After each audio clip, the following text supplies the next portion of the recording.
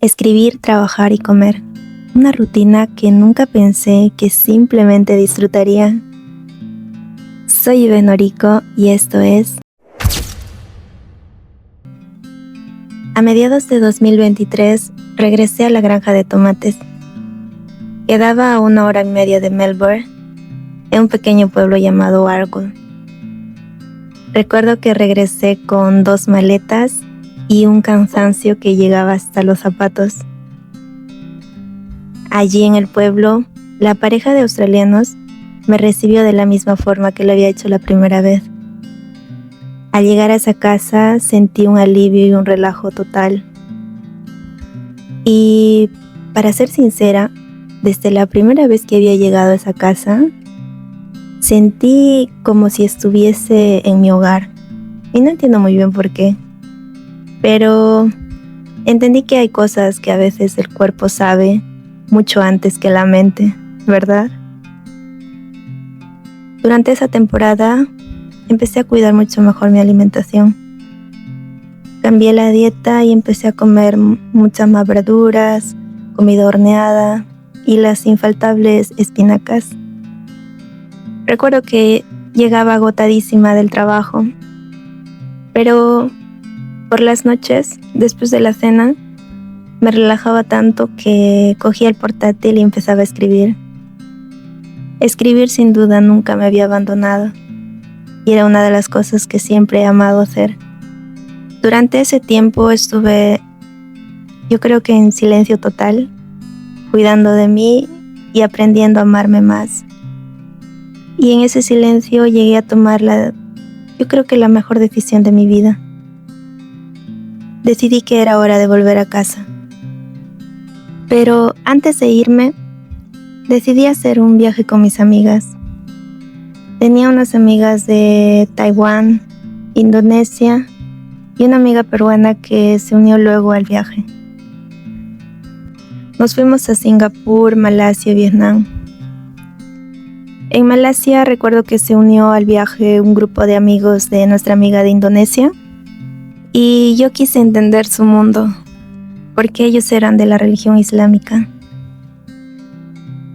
Recuerdo que durante ese viaje entramos a una mezquita y quise probarme el hijab, el velo que cubre la cabeza.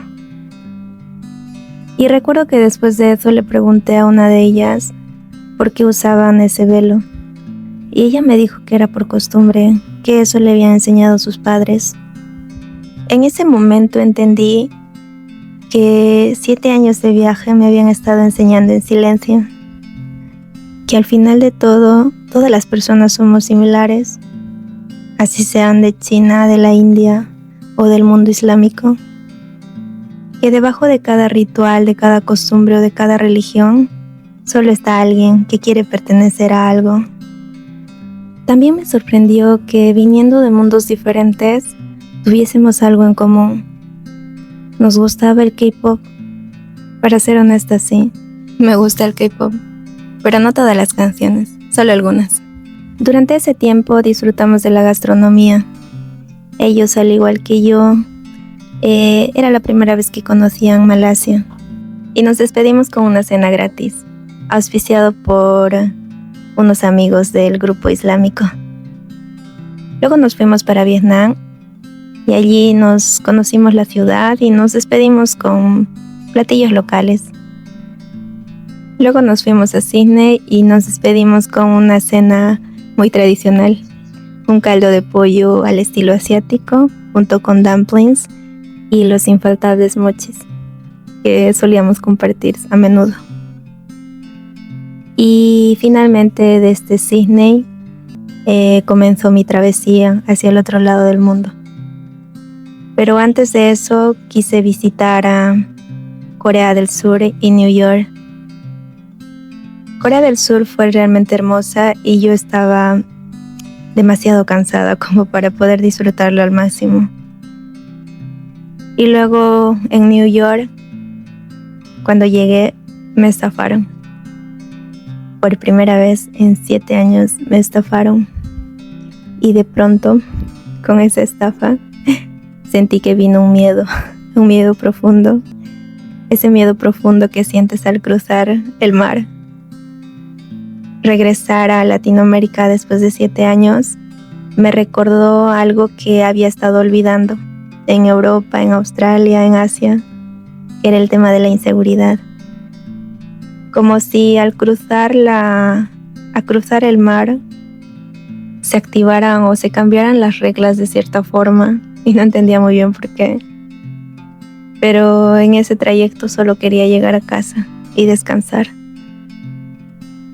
Para mi venida tuve que hacer escala en Colombia y el miedo aún continuaba, así que solo cerré los ojos. Recuerdo que escuchaba voces, acentos diferentes de Latinoamérica. Ellos hablaban muy alto y finalmente llegué a las 11 de la mañana de un 20 de junio del 2024. Aterricé y en migración alguien me dijo: bienvenida a tu país. Sinceramente nunca había oído esa frase y me marcó porque lo sentí como ese abrazo fraterno que te da tu país, el lugar al que perteneces. Porque cuando estás viajando o migras, hay un momento en el que no te sientes ni de allá ni de aquí, pero palabras pequeñas, gestos así, hacen que te sientas más protegido, y eso me pasó. Y regresar a casa fue mucho más de lo que yo imaginé, pero eso te lo cuento en el siguiente episodio. ¿Harían así? ¿O me pongo como dándole piernas o algo así? Y ya saben que mi postura me cansa.